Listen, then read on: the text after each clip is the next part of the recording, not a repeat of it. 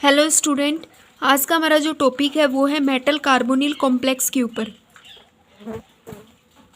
Sorry, metal carbonyl complex नहीं, metal carbonyl hydride के ऊपर है। ठीक है।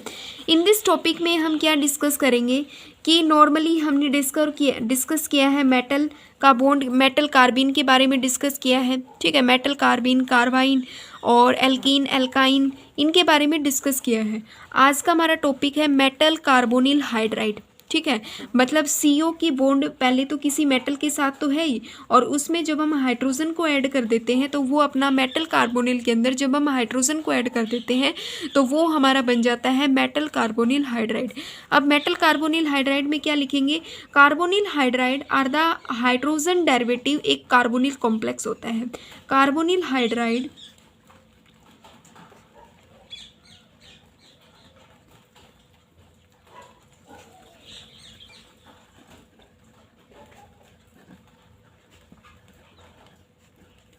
हाइड्रोजन डेरिवेटिव एक कार्बोनिल कॉम्प्लेक्स है।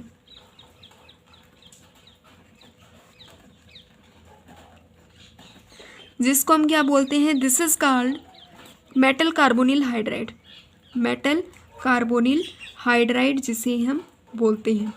अब हम देखते हैं कि मेटल कार्बोनिल हाइड्राइड का मतलब क्या है कि अपने पास कोई मेटल है, ठीक है, उसके साथ हमारा कोई भी कार्बोनिल ग्रुप अटैच है, इसके अंदर हम हाइड्रोजन का ऐड करवा दें तो हमें क्या ऑब्टेन हो जाएगा? मेटल कार्बोनिल हाइड्राइड हमें ऑब्टेन्ड हो जाएगा। ठीक है, इसका पहला मेथड प्रिपरेशन में आता है।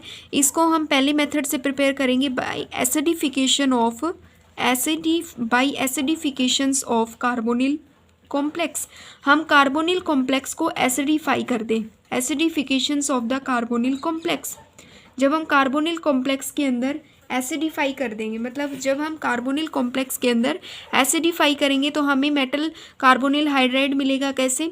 एक मेटल है CO5 carbonyl group of ligand से अटैच है। इसकी रिएक्शन हम हाइड्रोनियम आयन की प्रेजेंस में हाइड्रोनियम आयन के साथ करवाएंगे। तो ये किसमें? Hydronium ion dissociate into water molecule plus में H positive. This H positive attack on this metal carbonyl group. Metal carbonyl group पे अटैक करेगी तो अपना जो एक हाइड्रोजन अटैच होगा तो हाइड्रोजन, मेटल और CO5, ये किसकी फॉर्मेशन हो गई यहाँ पे? प्लस में वाटर मॉलिक्यूल बाहर निकलेगा। यहाँ पे फॉर्मेशन हो गई है मेटल कार्बोनिल हाइड्राइड की, मेटल कार्बोनिल हाइड्राइड ग्रुप की फॉर्मेशन हो गई है। दूसरा प्रोसेस हमारा आता है, पहला मेथड था एसिडिफिकेशन ऑफ कार्बोनिल कॉम्प्लेक्स। दूसरा मेथड आता है रिडक्शन ऑफ कार्बोनिल कॉम्प्लेक्स। हम रिडक्शन करवा दें, किसका? Reduction of carbonyl complex. Reduction of carbonyl complex with donor hydride की प्रेजेंस में, डोनर हाइड्राइड की प्रेजेंस में। ठीक है, हम रिडक्शन करवा दें कार्बोनिल कॉम्प्लेक्स का डोनर हाइड्राइड की प्रेजेंस में। मींस अब जब हाइड्राइड ग्रुप अटैक करेगा कार्बोनिल ग्रुप के ऊपर तो वहाँ से एक CO ग्रुप को बाहर कर देगा। इस रिएक्शन को हम सब्स्टिट्यूशन रिएक्शन के जैसे भी बोल सकते हैं। अपने पास कोई मेटल का ग्रुप है और यहाँ पे इसके पास CO5 ग्रुप अटैच है। ठीक है, तो इन दिस कंडीशन में ये जो रिएक्शन होती है वो सोडियम बोरोहाइड्राइड की प्रेजेंस में होगी। और इन दिस रिएक्शन के अंदर जब रिएक्शन होगी तो हाइड्रोजन अटैच होगा, मेटल और CO4 ग्रुप होगा और एक CO ग्रुप जो है वो बाहर रिड्यूस हो जाएगा, मतलब बाहर निकल जाएगा। इसको एक मैकेनिज्म से समझते हैं। FeCO5 का मॉलिक्यूल है, FeCO5 का मॉलिक्यूल है। ठीक है, सॉरी कॉम्प्लेक्स है। FeCO4 double bond carbon, double bond oxygen. ये वाला बॉन्ड यहाँ पे माइग्रेट करेगा तो इस आयरन के ऊपर आएगा नेगेटिव चार्ज, और यहाँ पे जब हम इसकी रिएक्शन करवाएंगे सोडियम बोरो तो Na पॉजिटिव प्लस में BH4 नेगेटिव टूटेगा। इस BH4 की रिएक्शन यहाँ पे करवाएंगे तो H यहाँ पे होगा NBH3। ये जो हाइड्रोजन है इन दिस कंडीशन में यहाँ पे क्या होगा? अपना CO4 Fe के ऊपर आ गया नेगेटिव चार्ज क्योंकि इसने एक बॉन्ड को एक्सेप्ट कर लिया है। कार्बन पे आ गया पॉजिटिव चार्ज। अब ये तो पूरा का पूरा ग्रुप क्या है? नेगेटिव है, तो ये अटैक करेगा यहाँ पे। जो ये BH3 नेगेटिव है, ये जो हाइड्रोजन है यहाँ पे अटैक करेगा तो जो बॉन्ड जो अपना कॉम्प्लेक्स बनेगा CO4 Fe नेगेटिव चार्ज यहाँ पे हो गया हाइड्रोजन, डबल बॉन्ड ऑक्सीजन। अब ये जो Fe जो है अपने बॉन्ड को मतलब लोन पेयर ऑफ इलेक्ट्रॉन को इस हाइड्रोजन को डोनेट करेगा और ये वाला जो ग्रुप है यहाँ से इलिमिनेट कर जाएगा। CO4 Fe हाइड्रोजन अपना ग्रुप कॉम्प्लेक्स बनेगा, इसको हम बोलेंगे मेटल कार्बोनिल हाइड्राइड। और CO जो ग्रुप है वो बाहर इलिमिनेट हो गया, मतलब CO ग्रुप जो है वो बाहर निकल चुका है। थर्ड अपनी रिएक्शन आती है कि डायरेक्ट एडिशन करवाना हाइड्रोजन का, डायरेक्ट एडिशन ऑफ हाइड्रोजन।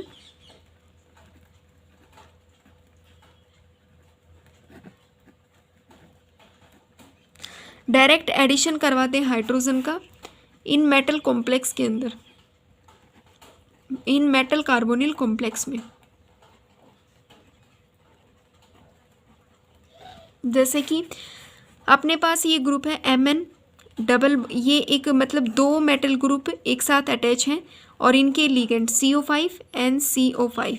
यहाँ पे जब हम डायरेक्ट एडिशन करवाते हैं डायरेक्ट एडिशन करवाएंगे H2 मॉलिक्यूल की, तो ये इसको डिसोशिएट कर देगा। एक हाइड्रोजन इधर चला जाएगा और एक हाइड्रोजन इधर चला जाएगा, जिससे अपनी जो रिएक्शन बनेगी वो 2 हाइड्रोजन Mn CO5 बनेगा। ठीक है, मतलब ये एक दूसरे से क्या हो जाएंगे, डिसोसिएट हो जाएंगे। मेटल के बीच में बॉन्ड फॉर्म था। जब हाइड्रोजन का हमने डायरेक्ट एडिशन इसके अंदर किया तो मेटल का और मेटल का बॉन्ड क्या हो गया, क्लीव हो गया है। तो इस रिएक्शन को हम ऑक्सीडेटिव क्लीवेज रिएक्शन भी बोलेंगे, क्योंकि यहाँ पे मेटल का जो बॉन्ड है वो ब्रेक हो चुका है। नेक्स्ट अपने पास आती है कि प्रॉपर्टी ऑफ कार्बोनिल हाइड्राइड की क्या प्रॉपर्टी होती है। प्रॉपर्टी ऑफ कार्बोनिल हाइड्राइड की बात करें तो मोनोमरिक कार्बोनिल हाइड्राइड, जो मोनोमर कार्बोनिल हाइड्राइड होते हैं वो वोलेटाइल लिक्विड होते हैं, स्टेबल होते हैं एटमॉस्फेयर ऑफ CO के ऊपर एट लो टेम्परेचर में। इनकी जो थर्मल स्टेबिलिटी होती है carbonyl hydride of transition metal की इंक्रीज होती है डिसेंडिंग ग्रुप के अकॉर्डिंग। कार्बोनिल हाइड्राइड बिहेव करते हैं एक एसिड के जैसे एज वेल एज बेस के जैसे भी ये बिहेव करते हैं। स्ट्रॉन्ग पाई एक्सेप्टर जब होगा तो CO group electron withdrawing character का होगा। अगर स्ट्रॉन्ग पाई एक्सेप्टर होता है तो CO जो ग्रुप होगा वो एक इलेक्ट्रॉन विड्रॉइंग करेक्टर का होगा। Acidic character of metal carbonyl hydride decrease होता है descending the group in the periodic table के अकॉर्डिंग।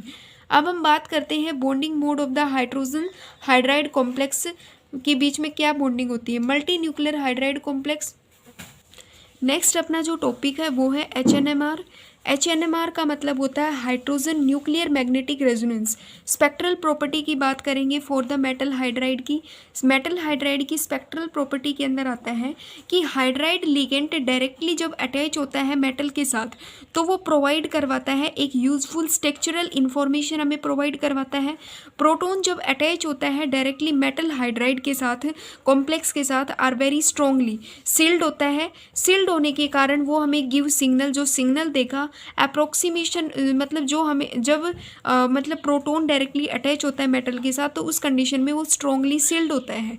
सील्ड होने के कारण हमें जब वो जो सिग्नल देता है उस सिग्नल की जो रेंज आती है वो 8 से लेके 7, उस सिग्नल की जो रेंज होती है वो -7 से लेके -16 ppm तक होती है।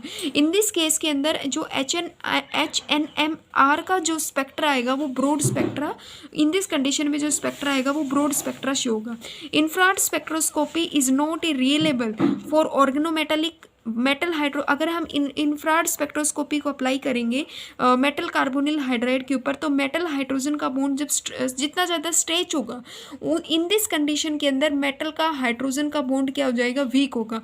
CO कार्बोनिल कॉम्प्लेक्स गिव्स, जब उस कंडीशन में जो CO कार्बोनिल जो सिग्नल की रेंज होगी वो कितनी होगी, 2100 से मतलब 2120 एंड 16,000 सेंटीमीटर इन्वर्स होगी। मेटल हाइड्रोजन मतलब CO की जो CO कार्बोनिल की जब इंफ्रारेड स्पेक्ट्रोस्कोपी अपन अप्लाई करेंगे तो मेटल का एक बॉन्ड होता है मेटल हाइड्रोजन के बीच में होगा, एक CO का होगा और एक कार्बन हाइड्रोजन का होगा। जब मेटल हाइड्रोजन का बॉन्ड जितना ज़्यादा स्ट्रेच होगा उतना ज़्यादा वीक होगा। CO कार्बोनिल कॉम्प्लेक्स की जो सिग्नल रेंज होती है वो 2120 से लेकर 1600 सेंटीमीटर इन्वर्स तक होती है। मेटल हाइड्रोजन जो सिग्नल देगा वो कितना, उसकी जो रेंज होगी वो 1600 से लेके 22,000 सेंटीमीटर इन्वर्स की होगी। नेक्स्ट जो अपना टॉपिक है वो है डीसीएम रूल, जिसको हम बोलते हैं डेविस ग्रीन मिंगो रूल बोलते हैं। ये रूल हमें क्या प्रोवाइड करवाता है कि न्यूक्लियोफिल का अटैक 18 इलेक्ट्रॉन कॉम्प्लेक्स के ऊपर कैसे होगा। This rule provide site of the nucleophilic attack on 18 electron complex having several polyene and polyvinyl ligand के ऊपर। अब देखो ये कॉम्प्लेक्स हमें प्रोवाइड करवाता है कि न्यूक्लियोफिल का अटैक पोलीइन और पोलीविनाइल लिगेंड के ऊपर कैसे होगा। न्यूक्लियोफिल का अटैक सबसे पहले पोलीइन लिगेंड के ऊपर होगा, देन उसके बाद पोलीनाइल लिगेंड के ऊपर होगा। ठीक है, एक रूल तो हमारा ये कहता है कि जब न्यूक्लियोफिल का अटैक होता है तो पोलीइन के ऊपर सबसे पहले होगा, देन उसके बाद पोलीनाइल लिगेंड के ऊपर होगा। न्यूक्लियोफिल का अटैक अकर पोलीइन, जो न्यूक्लियोफिल का अटैक है वो किसके ऊपर होगा, अकर पोलीइन इवन के ऊपर पहले होगा, बिफोर पोलीनाइल ओड से पहले। न्यूक्लियोफिल का अटैक होगा अकर एट ओपन कोऑर्डिनेट पोलीइन, मतलब अगर पोलीइन में भी अगर पोलीइन की स्ट्रक्चर ओपन होती है तो ओपन पोलीइन लिगेंड के ऊपर सबसे पहले अटैक करेगा, देन उसके बाद क्लोज पोलीइन के ऊपर अटैक करेगा। ठीक है, पहला रूल कहता है कि न्यूक्लियोफिल का अटैक अगर पोलीइन पोलीनाइल लिगेंड होता है तो पोलीइन के ऊपर सबसे पहले होगा, देन उसके बाद पोलीनाइल के ऊपर होगा। पोलीइन में भी अगर इसकी ओपन या फिर क्लोज स्ट्रक्चर होती है, अगर इसकी ओपन या फिर इसकी क्लोज स्ट्रक्चर पाई जाती है, ओपन या फिर इसकी क्लोज स्ट्रक्चर होती है तो सबसे पहले ये ओपन पे अटैक करेगा, देन उसके बाद क्लोज के ऊपर अटैक करेगा। पोलीइन का मतलब होता है इवन लिगेंड, पोलीनाइल का मतलब होता है ओड लिगेंड। मीन्स जब मेटल के साथ कोई ग्रुप अटैच होता है जैसे कि 2, 4, 6 या फिर 8 नंबर में, तो वो अपने इवन होते हैं। अगर ओड फॉर्म में होता है तो जैसे कि 3, 9 एंड 7 इन मतलब इन नंबरिंग ऑफ लिगेंड होता है, उसको बोलते हैं पोलीइनाइल लिगेंड बोलते हैं। In case of the open polyene में अगर हम बात करें, ओपन पोलीइन इवन लिगेंड के ऊपर nucleophile attack occur at terminal carbon atom पे अटैक करेगा। In case of the open polyenyl के केस में अगर हम बात करें, अगर अपना ओपन पोलीइन इवन लिगेंड है, इन दिस कंडीशन में जो न्यूक्लियोफिल का अटैक होगा वो उसके टर्मिनल कार्बन पे होगा। और पोलीइनाइल के ओड लिगेंड की बात करें तो न्यूक्लियोफिल का जो अटैक होगा वो यूजुअली टर्मिनल कार्बन पे होगा as well as but non terminal carbon पे भी होगा, क्योंकि एल एम जो वहाँ पे इलेक्ट्रॉन डोनेटिंग होता है। पोलीइन का मतलब होता है, अभी हम बात करें कि पोलीन और पोलीआइन लिगेंड क्या होते हैं। पोलीन का मतलब होता है even, are those even electron count ligand होते हैं जिसमें इवन डोनर कार्बन एटम ही प्रेजेंट होते हैं। जैसे कि हेप्टेसिटी ईटा2 C2H4 होता है, इसमें 4 का मतलब 4 हो गए। ठीक है, मतलब इवन नंबर में ही अपने को मिलता है। ओड लिगेंड का मतलब होता है पोलीआइन जो लिगेंड होते हैं वो ओड लिगेंड होते हैं। और दोज ओड इलेक्ट्रॉन काउंट जहाँ पे कवलेंट मॉडल जो होगा वो ईटा3 C3H5 होगा, यहाँ पे C5H5 होगा। क्लोज लिगेंड का मतलब क्या होता है, those ligand in which have conjugated pi system polyene और पोलीविनाइल रिंग फॉर्म होता है। इवन का मतलब होता है, अब यहाँ पे हम देखते हैं कि इवन ओपन चेन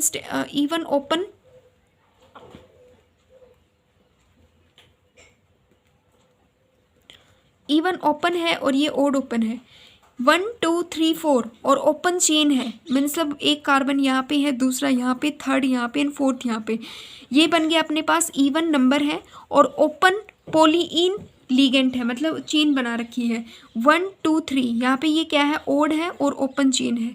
1, 2, 3, 4, 5, 6 इवन है और क्लोज चेन है। 5 है तो यहाँ पे क्लोज एंड ओड नंबर में है। ठीक है, ओपन इवन की अब हम और बात करें तो 1, 2, 3, 4 एंड 1, 2, 3, यहाँ पे जब हम किसी न्यूक्लियोफिल का अटैक करवाते हैं इन दिस कॉम्प्लेक्स के ऊपर, तो मुझे ये बताओ कि जो आपका जो न्यूक्लियोफिल है वो सबसे पहले किसके ऊपर अटैक करेगा। सबसे पहले जो न्यूक्लियोफिल का अटैक होगा वो इस वाले कॉम्प्लेक्स के ऊपर होगा, क्योंकि देखो अपना रूल क्या कहता है कि न्यूक्लियोफिल का अटैक सबसे पहले तो इवन पोलीइन के ऊपर होगा, तो ये अपना इवन है। ठीक है, दूसरा क्लोज या ओपन की बात करें तो सबसे पहले ओपन के ऊपर ही अटैक करेगा, तो ये अपनी ओपन चेन है। तो जो मान लो ये जो अपना न्यूक्लियोफिल है या ये आर ग्रुप है, इसका जो अटैक होगा वो इसके टर्मिनल पोजीशन के ऊपर, मतलब या फिर इस वाले टर्मिनल के ऊपर होगा और अपना कॉम्प्लेक्स ये फॉर्मेशन कर देगा। ठीक है।